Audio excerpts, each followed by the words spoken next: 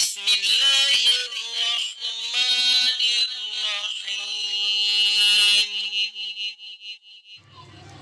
الرحیم۔ جی سوال کیا جاتا ہے کہ سمندر کا پانی پاک ہے۔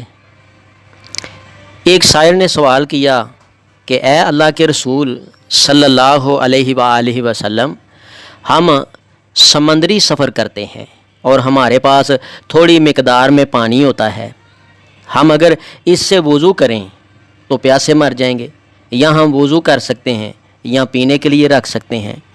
اس پر آپ صلی اللہ علیہ وآلہ وسلم نے سمندری پانی سے وضو کی اجازت دیتے ہوئے فرمایا هو الطہور ماؤہ والحل میتاتہ، اس کا پانی پاک ہے اور اس کا مردار حلال ہے۔ یہ روایت ابو داؤد میں موجود ہے۔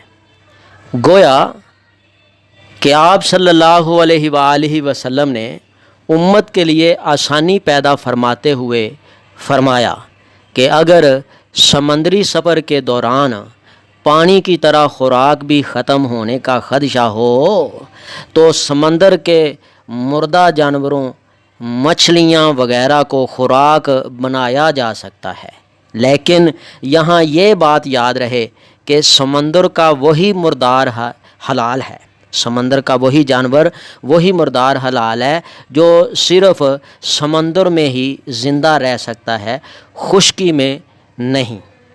اب کئی بندے کہنا شروع کر دیتے ہیں جی کچھوا، ڈڈو وغیرہ، تو پیارے بھائیوں ان کے لیے یہ جواب کافی ہے کہ جو خشکی میں جا کے زندہ رہ سکتے ہوں وہ مراد نہیں ہے، جو سمندر کے اندر ہی زندہ رہتے ہیں، ٹھیک ہے کہ نہیں، تو وہ مردار جو ہیں حلال ہیں۔ اللہ تعالیٰ بات کو سمجھنے کی اور اس پہ عمل کرنے کی توفیق عطا فرمائے۔ صدق اللہ العظیم۔ اگر آپ کو اس ویڈیو سے دینی فائدہ ہوا ہے تو حق بنتا ہے کہ آپ اس اسلامی چینل کو لازمی سبسکرائب کر دیں، لائک کریں اور کمنٹ میں اپنے خیال کا اظہار کرنا مت بھولیں۔